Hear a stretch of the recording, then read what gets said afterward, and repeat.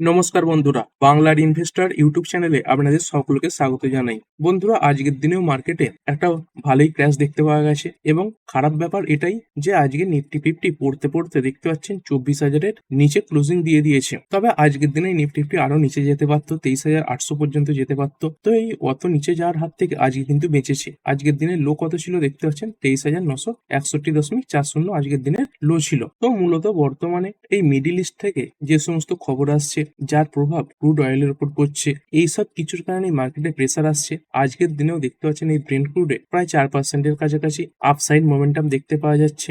যেই ব্রেন্ট ক্রুড কিছুদিন আগে $70-এর কাছাকাছি পৌঁছে গিয়েছিল, সেখান থেকে দেখতে পাচ্ছেন আরো অতিরিক্ত $25-এর কাছাকাছি বেড়ে গেছে। তো এর ফলে কি হবে, আমরা ভারতবাসীরা প্রচুর পরিমাণে এই ক্রুড অয়েল বিদেশ থেকে আমদানি করে থাকি, অর্থাৎ আগের থেকে বেশি দাম দিয়ে এই যে ক্রুড অয়েল এটা আমদানি করতে হবে, আমাদের জিডিপির ওপর নেগেটিভ ইম্প্যাক্ট পড়বে এবং দৈনন্দিন জীবনের যে খরচা সেটাও বাড়বে। তো এই সব কিছুর ইম্প্যাক্ট আমাদের মার্কেটে কিন্তু পড়ছে। তো ব্যাপার কি হয়েছে দেখতে পাচ্ছেন, এই আমেরিকা তারা ইরানের বিভিন্ন জায়গায় অ্যাটাক করছে, যেমন এই এয়ারক্রাফট হ্যাঙ্গার্স রয়েছে, তারই সঙ্গে সঙ্গে যেখানেই ইরান এই ড্রোন স্টোর করে রাখে সেই সমস্ত সাইটগুলোতে অ্যাটাক করছে। এবং এই অ্যাটাক একদিন দুদিন ধরে চলছে না, দেখতে পাচ্ছেন টানা 11টা রাত এই যে অ্যাটাক সেটা চলছে। আর ইরানও তারা চুপ করে নেই, ইরানও দেখতে পাচ্ছেন এই যে বাহরাইন রয়েছে, কুয়েত রয়েছে, জর্ডান রয়েছে, এইগুলোতে অ্যাটাক করছে। কখন অ্যাটাক করছে? ইরান কিন্তু আগে ভাগে অ্যাটাক করছে না, যখন এই আমেরিকা তাদের উপর অ্যাটাক করছে তারই পাল্টা এই ইরান কিন্তু অ্যাটাক করছে। আর এরই মাঝখানে এই পাকিস্তান দেখতে পাচ্ছেন তারা এই $10 বিলিয়ন দাবি করছে। কি কারণে? তারা এই আমেরিকা এবং ইরানের মধ্যে যে যুদ্ধ চলছিল সেখানে মিডিয়েটর হিসেবে কাজ করেছে। তো এই বাহানায় তারা এখন এই $10 বিলিয়ন চেয়ে বসেছে। বিশেষ করে এই নতুন যুদ্ধ শুরু হওয়ার পরে এই স্টেট অফ হরমুজ এখানে যে ট্রাফিক এটা অনেকটা কমে গেছে। কিছু রিপোর্ট এটা সাজেস্ট করছে যে দিনে মাত্র 30খানা ট্যাঙ্কার এই যে স্টেট অফ হরমুজ এটা দিয়ে পাস হচ্ছে। আগে 100টার উপর জাহাজ এটা দিয়ে পাস হতো। তো সেই তুলনায় দেখতে পাচ্ছেন জাহাজ পাসের যে পরিমাণ সেটা অনেকটাই কমে গেছে। দেখতে পাচ্ছেন একটা ফার্ম এটা কনফার্ম করেছে, দেখতে পাচ্ছেন it counted 30 verified tanker crossing over a 3-day stretch ending on Sunday, which marked a 72% drop from the same period 2 weeks earlier। অর্থাৎ 2 সপ্তাহ আগে যে পরিমাণে জাহাজ এই স্টেট অফ হরমুজ দিয়ে যেত, তার থেকে বহু পরিমাণে কম জাহাজ এখন স্টেট অফ হরমুজ দিয়ে পাস হচ্ছে। এবং শুধুমাত্র স্টেট অফ হরমুজ এখানে যে প্রবলেম রয়েছে এমনটা নয়, এর একটা অল্টারনেটিভ রুট রয়েছে। সেটা কি? সেটা হচ্ছে রেড সি। তো সেই রেড সি এখানেও প্রবলেম দেখা যাচ্ছে। ইরানের যে মিত্র সংগঠন রয়েছে এই হুথিস, তারাও দেখতে পাচ্ছেন এই রেড সি অ্যাটাক করবে বলে দিয়েছে। কোনো জাহাজ গেলে তারা এটার উপর অ্যাটাক করবে। এমনকি এই খবরও সামনে এসেছে চীন তাদের কিছু জাহাজ এই রেড সি এর মধ্যে দিয়ে পার করার চেষ্টা করছিল, কিন্তু এই হুটির অ্যাটাকের ভয়ে তারা সেগুলোকে ব্যাক করে নিয়েছে। তো এই যে যুদ্ধ সেটা কি এখন থামার কোনো সম্ভাবনা নেই? দেখতে পাচ্ছেন কিছু কিছু হোপ তো রয়েছে। সেই কারণে তো এই ক্রুড অয়েল আস্তে আস্তে বাড়ছে, না হলে প্রথম যেদিন খবর এলো সেদিনই 10% বেড়ে যেতে পারতো। এই আমেরিকা তারা কি বলছে, তারা তাদের দিক থেকে এই যে নেগোসিয়েশন এখানে বসার জন্য রাজি রয়েছে, US open to negotiation with Iran. কিন্তু এই আমেরিকা তারা কি দাবি করছে দেখতে পাচ্ছেন, বাট তেহরান নট সিরিয়াস। তো এই মার্ক রুবিও তিনি এই কথা বলছেন যে ইরান এই নেগোসিয়েশনের ব্যাপারে সিরিয়াস নয়। দেখতে পাচ্ছেন একদিকে এই 11 দিন টানা তারা অ্যাটাক করে যাচ্ছে এবং অন্যদিকে তারা ইরানের উপরেই দোষ চাপাচ্ছে যে ইরান নাকি নেগোসিয়েশন করবে না। এছাড়াও এই স্টেট অফ হরমুজের যে কন্ট্রোল এটা নিয়েও প্রবলেম দেখা যাচ্ছে। এই ইরান তাদের কাছে এই স্টেট অফ হরমুজের কন্ট্রোল রাখবে বলছে, এটা থেকে টোল কালেক্ট করবেও বলেছিল, কিন্তু পরে ডোনাল্ড ট্রাম্প এই দাবি করে বসেছেন যে তারা এই স্টেট অফ হরমুজ এটাকে কন্ট্রোল করবে, এই স্টেট অফ হরমুজের গার্জিয়ান হবে এবং স্টেট অফ হরমুজ দিয়ে কোনো জাহাজ যেতে গেলে 20% টোল দিতে হবে। এই আমেরিকা তাদের দিক থেকে এই কথাই বলছে, যদি ইরানের একার হাতে স্টেট অফ হরমুজ থাকে তাহলে এখনকার মতো ইরান বারবার এই স্টেট অফ হরমুজ বন্ধ করে দিয়ে একটা ক্রিটিক্যাল সিচুয়েশন তৈরি করতে পারে। তো সেটাকে রোখার জন্যই ডোনাল্ড ট্রাম্প এই স্টেট অফ হরমুজের গার্জিয়ান হওয়ার জন্য পরিকল্পনা করেছেন। তবে আজকের দিনের এই যে পতন এটা মূলত আমাদের এই ইন্ডিয়ান মার্কেটেই ছিল। বর্তমানে যদি দেখেন গ্লোবাল মার্কেট কিন্তু মোটামুটি ভালোই ট্রেড করছে। জার্মানির মার্কেট ড্যাক্স 0.5% উপরে রয়েছে। ফুটসি 100 দেখুন 1.5% কাছাকাছি বাড়া। ক্যাক 40 প্রায় 1% বেড়েছে এবং ইউরো স্টক্স এখানে 0.32% তেজি দেখতে পাওয়া যাচ্ছে। এরপরে আমাদের এশিয়ান মার্কেটগুলো, জাপানের মার্কেট কিছুটা প্রেসারে ছিল, গতকাল ভালো একটা তেজি দেখিয়ে দিয়েছিল, আজকে 0.18% ডাউন। তারপরে সাংহাই এটা একদম ফ্ল্যাটিশ টাইপের ট্রেড করছে। হ্যাংস্যাং এটা 0.95% পড়া এবং কোসপি এটা 0.74% বেড়েছে। মোটামুটি এই এশিয়ান মার্কেটগুলোতে আজকের দিনে পতনই একটু বেশি দেখতে পাওয়া যাচ্ছে। আর এই আমেরিকান মার্কেটের যে ফিউচার্স রয়েছে, যেমন এই ডাউ জোন্সের ফিউচার্স, এটা দেখতে পাচ্ছেন পাচ্ছেন সামান্য ডাউন রয়েছে 0.25%, এবং এই নাসডাকের যে ফিউচার্স রয়েছে এটাও এই 1%-এর কাছাকাছি পড়া। আর এরপর চলুন আমাদের ইন্ডিয়ান মার্কেটের বিভিন্ন ইন্ডাইসেস গুলো একবার দেখে নেব। এই নিফটি 0.79% ডাউন হয়েছে, নেক্সট 50 পড়েছে 0.66%, ব্যাংক 1.23% ডাউন, ফাইন্যান্সিয়াল সার্ভিস 1.29% পড়েছে, মিড ক্যাপ সিলেক্ট পড়েছে 1.27%। এরপরে 100, 200, 500 এগুলোতেও দেখতে পাচ্ছেন 0.1% থেকে 1%-এর কাছাকাছি পতন ছিল। তারপরে মিড ক্যাপ 50, মিড ক্যাপ 100 এগুলো 1%-এর ওপরে পড়েছে, এবং স্মল ক্যাপে পতন আরো বেশি ছিল। স্মল ক্যাপ 100 প্রায় 1.5%-এর কাছাকাছি পড়া, এবং এই স্মল ক্যাপ 50 এটা তো 2.5%-এর কাছাকাছি পড়ে গেছে। অর্থাৎ যেই ইন্ডেক্সে যত ছোট ছোট মার্কেট ক্যাপের কোম্পানি রয়েছে সেই ইন্ডেক্স গুলোতে আজকের দিনে পতন তত বেশি এসেছে। আর আজকের দিনের ওভারঅল মার্কেট ব্রেথ কেমন ছিল দেখতে পাচ্ছেন। এনএসসি তে আজকের দিনে 3,409 স্টক ট্রেড হয়েছে, তাদের মধ্যে বেড়ে বন্ধ হওয়া শেয়ারের সংখ্যা মাত্র 1,068 খানা, এবং পড়ে বন্ধ হওয়া শেয়ারের সংখ্যা প্রায় ডবল। দেখতে পাচ্ছেন 2,231 খানা শেয়ার আজকের দিনে লাল নিশানে বন্ধ হয়ে গেছে। আর এরপরে বিভিন্ন সেক্টর, নিফটি অটো সামান্য সবুজে বন্ধ হয়েছে, ফাইন্যান্সিয়াল সার্ভিস 1.32% ডাউন, এফএমসিজি 0.65% পড়েছে, আইটি প্রায় 1.5%-এর কাছাকাছি পড়া, মিডিয়াতে বড় ক্র্যাশ এসেছে 2.68%, মেটাল প্রায় 0.5% ডাউন, ফার্মা 1.31% পড়া, পিএসইউ ব্যাংক 1.84% পড়েছে, প্রাইভেট ব্যাংক পড়েছে 1.39%, রিয়েলটি 2.63% পড়া। মানে দেখতে পাচ্ছেন এই এফএমসিজি এবং অটো এগুলো বাদ দিয়ে বাকি মেজর যে সেক্টরাল ইন্ডাইসেস গুলো রয়েছে সেইগুলো সবই প্রায় লাল নিশানে বন্ধ হয়েছে। এরপরে চলুন মার্কেটের টপ গেনার এবং লুজার গুলো একবার দেখে নিই। টপ গেনারে Mahindra and Mahindra Financial Service এর নাম আসছে, 7.60% বেড়েছে। তারপরে ডেটা প্যাটার্ন 11.85% আপ। তারপরের যে কোম্পানি সেটা হচ্ছে কেবিল সেক্টর থেকে এই আর কাবেল 4.89% বেড়েছে। তারপরে চেন্নাই পেট্রোলিয়াম কর্পোরেশন 4.24% বাড়া।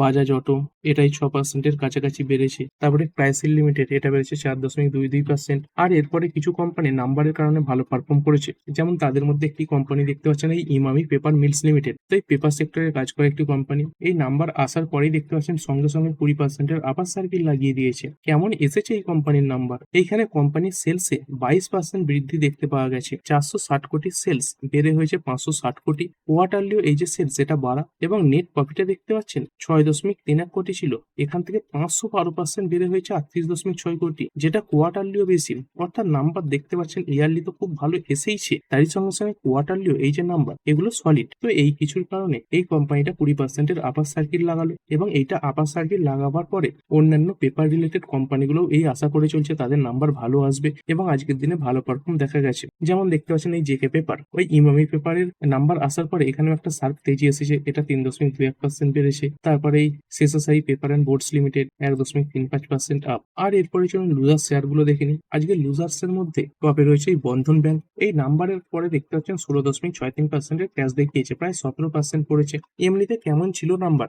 সেলস দেখতে পাচ্ছেন 3% বেশি, কোয়ার্টারলিও বেশি, এবং নেট প্রফিট এটাও ইয়ারলি ভালো, 372 কোটি থেকে 35% বেড়ে 502 কোটি হয়েছে। তারপরে যদি এনপিএ দেখেন, এই এনপিএ ইমপ্রুভ হয়েছে, 3.27% ছিল সেটা থেকে পড়ে 3.15% হয়েছে, তো এটা পজিটিভ। এবং নেট এনপিএ এটাও ডাউন হয়েছে, এটাও ভালো, 0.97% ছিল, এটা থেকে পড়ে 0.93% হয়েছে। মানে নাম্বার তো মোটামুটি ভালো ছিল।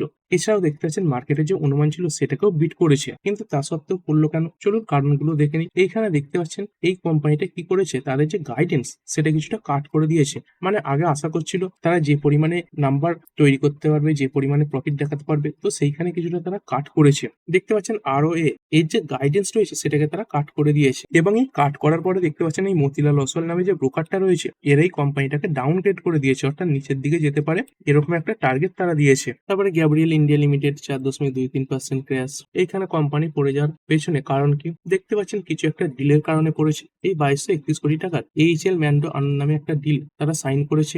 এছাড়াও এই কোয়ার্টার ওয়ানে কোম্পানির যে মার্জিন সেখানে প্রেসার দেখতে পাওয়া গেছে, এবং এরই পাশাপাশি কোম্পানি গত 6 মাসে একটা ভালো পরিমাণে রিটার্ন তৈরি করে দিয়েছে 62%। তো এইখান থেকেও কিছুটা প্রফিট বুকিং এসেছে। তারপরে আরো যে শেয়ার গুলো পড়ার লিস্টে ছিল, পিজি ইলেকট্রোপ্লাস্ট প্রায় 6.5% ডাউন। তারপরে গ্ল্যান্ড ফার্মা পড়েছে 2.20%, Oracle Financial Service Software 7.35% crash হয়েছে, ওলা ইলেকট্রিক করেছে 5.48%, তারপরে Saregama India 5.44% crash, IndiaMART InterMesh এটা পড়েছে 5.25%। এরপরে যদি আজকের দিনের কোয়ার্টার ওয়ান রেজাল্ট সিজনের কথা বলি, আজকের দিনে বহু কোম্পানির নাম সামনে আসছে, যেমন এই আদানি পাওয়ার দেখতে পাচ্ছেন, নেসলে ইন্ডিয়া রয়েছে, ইটারনাল যেটা আগে জোম্যাটো নামে পরিচিত ছিল, বিপিসিএল রয়েছে, আদানি গ্রিন রয়েছে, এইচপিসিএল, তারপরে ইন্ডাসইন্ড ব্যাংক, এরকম বহু কোম্পানির নাম রয়েছে। তারপরে ইউনাইটেড স্পিরিট রয়েছে, এসআরএফ রয়েছে, এনটিপিসি গ্রিন রয়েছে, Nippon life India asset management রয়েছে, তারপরে স্ক্যাবলার ইন্ডিয়া রয়েছে, ওয়ারে রিনিউয়েবল রয়েছে। তো এই ধরনের যে গুরুত্বপূর্ণ কোম্পানি, এদের নাম্বার আসছে। তো কিছু কোম্পানির নাম্বার ইতিমধ্যে এসে গেছে, সেগুলো দেখে নেবো।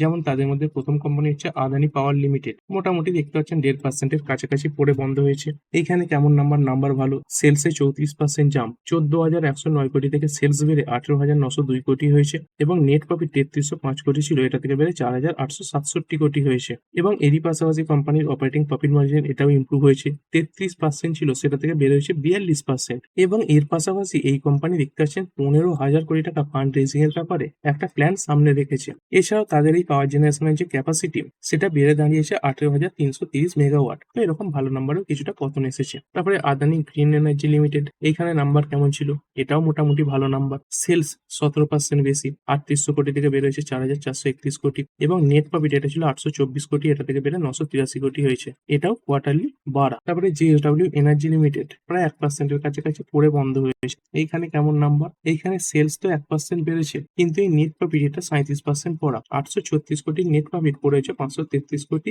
যেটা কোয়ার্টারলিও ডাউন হয়েছে।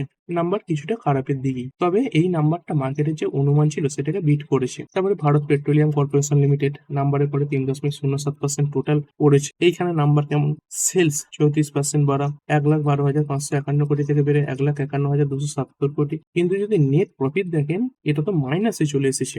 আগে 6,839 কোটি ছিল, এটা থেকে নেগেটিভে চলে এসেছে 1,873 কোটি, এবং এর আগের কোয়ার্টারও পজিটিভে ছিল। তো ক্রুড অয়েলের প্রাইস ওঠা পড়ার জন্য এবং অন্যান্য কিছু দেখতে পাচ্ছেন এই এক্সেপশনাল আইটেমের কারণে কোম্পানির যে নাম্বার এটা খারাপের দিকে চলে এসেছে। তারপরে টিপস মিউজিক লিমিটেড নাম্বারের পরে প্রায় 12.15% ডাউন। এইখানে কেমন নাম্বার, এখানে সেলসে 21% জাম্প, 88 কোটি থেকে বেড়ে 107 কোটি, এবং নেট প্রফিট এটা 5% পড়েছে, 45.8 কোটি থেকে পড়ে 43.7 কোটি হয়েছে। এবং এরই পাশাপাশি এই যে মার্জিন, এখানে বিরাট ক্র্যাশ দেখতে পাওয়া গেছে। আগেই মার্জিন ছিল 74%, এটা পড়েছে 50%। নাম্বার সব দিক থেকে খারাপ ছিল। তারপরে ইটারনাল লিমিটেড বা জোম্যাটো, এখানে কেমন নাম্বার, এখানে সেলস 182% বেড়েছে, ভালো নাম্বার, 7,167 কোটি থেকে বেড়েছে 20,211 কোটি, এবং নেট প্রফিট এটা 25 কোটি ছিল, এখান থেকে বেড়েছে 92 কোটি।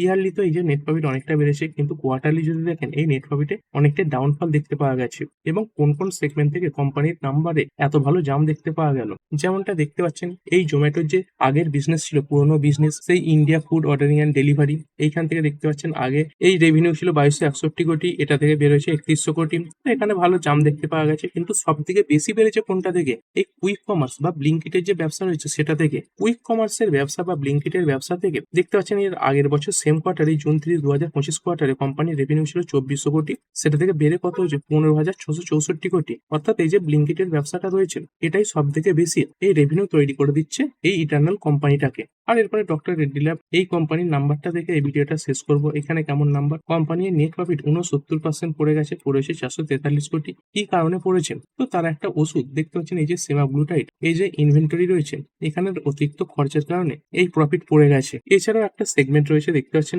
লেনা লিডোমাইড, তো এখান থেকে যে রেভিনিউ এটাও অনেকটা ক্র্যাশ করেছে। তো এই দুটোর কারণে মূলত পড়েছে। আর এরপরে গোল্ড সিলভারের প্রাইস আজকের দিনে সামান্য বৃদ্ধি দেখতে পাওয়া যাচ্ছে। গোল্ড 1.29% আপ, এবং সিলভার এটা 16.70% আপ। আর ভিডিও শেষে নিফটি দেখে নেবো। নিফটিতে আজকে মাত্র 10খানা কোম্পানি সবুজে বন্ধ হয়েছে, এবং 40টা কোম্পানি লাল নিশানে বন্ধ হয়েছে। তো এদের মধ্যে কোনগুলো সব থেকে ভালো এবং সব থেকে খারাপ পারফর্ম করলো, প্রথমে যেগুলো ভালো পারফর্ম করেছে দেখে নিই। এই বাজাজ অটো প্রায় 6% আপ, নেসলে ইন্ডিয়া 3.31% বেড়েছে, টাটা কনজিউমার বেড়েছে 1.43%, ইটার্নাল 1% বাড়া, এবং পাওয়ার গ্রিড এটা 0.80% বেড়েছে। আর পড়ার লিস্টে কোন শেয়ারগুলো ছিল, ইন্ডিগো 3.58% ক্র্যাশ, ডক্টর রেড্ডি 2.16% পড়া, জিও ফাইন্যান্স 2.14% পড়েছে, ইনফোসিস পড়েছে 2%, এবং অ্যাক্সিস ব্যাংক এটা 1.96% পড়ে বন্ধ হয়েছে। তো ঠিক আছে বন্ধুরা, আশা করছি ভিডিওটা আপনাদের ভালো লেগেছে। আপনি চাইলে এটাকে লাইক এবং শেয়ার করতে পারেন। আর শেয়ার মার্কেট সংক্রান্ত ডেইলি নিউজ আপডেট পেতে চ্যানেলটা সাবস্ক্রাইব করে রাখবেন, এবং পাশে থাকা বেল আইকনটি টিপে অল অবশ্যই সিলেক্ট করে রাখবেন,